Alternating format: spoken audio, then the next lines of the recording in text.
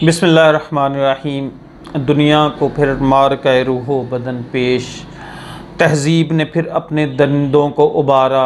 अल्लाह को पा मर्द मोमिन पे भरोसा, इबलीस को यूरोप की मशीनों का सहारा। जी नाज़रीन, तो आज बात करते हैं हम राफ़ेल की, जो इंडियन मीडिया में बहुत ज़्यादा जिसका चर्चा है, जिसकी बात की जा रही है। तो उसके बारे राफ़ेल के बारे में बात करते हैं। राफ़ेल एक 4th जनरेशन कम्बैट एयरक्राफ्ट है जो फ्रेंच मेड है, और अगर अब इसका कंपैरिजन करें हम JF-17 थंडर से, तो ये उससे बहुत पीछे है। देखिए, मैं राफ़ेल की कोई बुराई नहीं कर रहा, लेकिन मैं टेक्निकल बुनियादों पे आपको इसके बारे में बताता हूँ। उससे टेक्निकल बुनियादों पे हम बाद में बात करते हैं। सबसे पहले हम बात करते हैं Su-30 और MiG-21 की, जो कि 27 फरवरी को इंडिया ने इस्तेमाल किया। ठीक है। अच्छा, Su-30 जो है वो रशियन मेड कॉम्बैट एयरक्राफ्ट है, और वो भी 4th जनरेशन है। और यहाँ पे एक बात जो काबिल ज़िक्र है वो ये है कि उसकी जो क्वालिटी है, उसकी जो अप्रोच है, और उसकी उसमें जो टेक्नोलॉजी इस्तेमाल हुई है वो इससे कहीं ज़्यादा बेहतर है।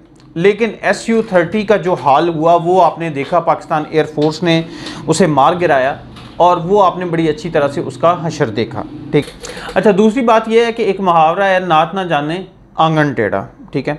जब 27 फरवरी का वाक़या होता है तो इंडियन एयरफोर्स बहुत शोर मचाती है, ख़ासकर मोदी सरकार।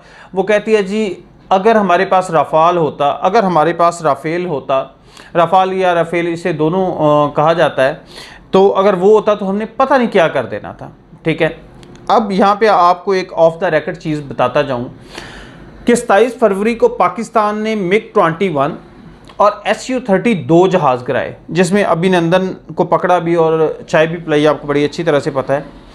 लेकिन सिर्फ 2 जहाज़ गिराए, लेकिन 8 से 9 जहाज़ पाकिस्तान एयरफोर्स लॉक कर चुकी थी। अब लॉक क्या है? लॉक ये होता है कि जदीद दौर में जो जदीद एयरक्राफ्ट्स हैं, इनको डॉग फाइट करने की ज़रूरत नहीं होती। ठीक है। इसको सिर्फ ये होता है कि अपना जो भी आपका हदफ है उसको सिलेक्ट किया और मिसाइल को छोड़ दिया। मिसाइल जो हैं वो GPS बेस्ड हैं, जो कि खुद ब खुद अपने हदफ को निशाना बनाने की सलाहियत रखते हैं। वो खुद ब खुद उसे जो है वो ट्रैक करते हैं और अपने हदफ को निशाना बनाते हैं। यानी वो जहाज़ निशाना लेके मिसाइल छोड़ के चाहे वापस चला जाए या वहीं खड़ा रहे या आगे करे, वो उसकी अपनी मर्जी है।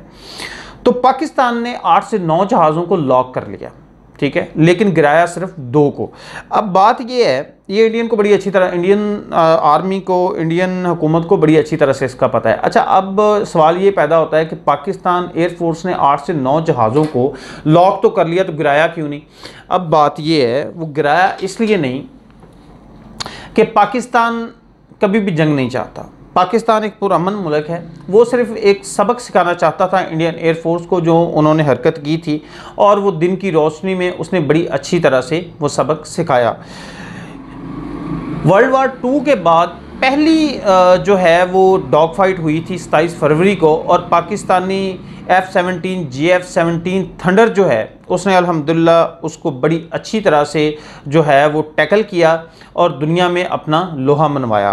1965 से पाकिस्तान को जो सुपीरियरिटी इंडियन एयरफोर्स पे हासिल थी वो अल्हम्दुलिल्लाह आज तक है, बल्कि 27 फरवरी को वो और ज़्यादा बढ़ गई। ठीक है।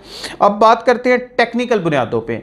तो पाकिस्तान का JF-17 थंडर जो है वो single engine multi role combat craft है, कम्बैट एयरक्राफ्ट है, जिसकी अगर स्पीड की बात करें तो 1960 किलोमीटर पर आवर है उसकी जो स्पीड है, और अगर राफेल की बात करें तो वो 1390 किलोमीटर पर आवर है। ठीक है। अच्छा, अब अगर रेंज की बात करें तो इसकी रेंज जो है वो 3482 किलोमीटर JF-17 थंडर की है, लेकिन अगर यही राफेल की बात करें तो उसकी 3700 है। ठीक है, 3700 किलोमीटर पर आवर। अच्छा, यहाँ पे जो प्लस पॉइंट है पाकिस्तान का या JF-17 थंडर का, वो सबसे बड़ा ये है कि इसमें PL-15 मिसाइल नस्ब है, जिसकी रेंज 300 किलोमीटर है। यानी कि जहाज़ के करीब जाने से 300 किलोमीटर रेडार उसे जब डिटेक्ट कर लेता है तो वो 300 किलोमीटर दूर से अपने जो है वो हदफ को निशाना बना सकता है। लेकिन यही मिसाइल जो राफेल के अंदर जो मिज़ल नस्ब है उसकी रेंज जो है वो 100 किलोमीटर है। तो 100 और 300 का आप खुद कंपैरिजन करें कितना बड़ा बनता है। और यहाँ जो बात काबिल ज़िक्र है वो ये है कि ये पाकिस्तान की JF-17 थंडर जो है ये पाकिस्तान की अपनी होम प्रोडक्शन है, जो कि वो चाइना के साथ मिलके कर रहा है या बना रहा है, ठीक है। और एक साल में ऑलमोस्ट कोई 25 एयरक्राफ्ट पाकिस्तान खुद तैयार करता है। ये एक बहुत बड़ी कामयाबी है पाकिस्तानी एयरफोर्स की। इसके अलावा इंडिया ने जो जहाज़ ख़रीदे हैं वो 37, जिनमें से अभी 5 सिर्फ इनको डिलीवर हुए हैं, ठीक है, और बाकी होने हैं। लेकिन इन्होंने जो डील किया है वो बिलियंस में है, ठीक है। लेकिन इससे हाफ से भी हाफ कीमत में पाकिस्तान जो है वो JF-17 थंडर खुद तैयार करता है।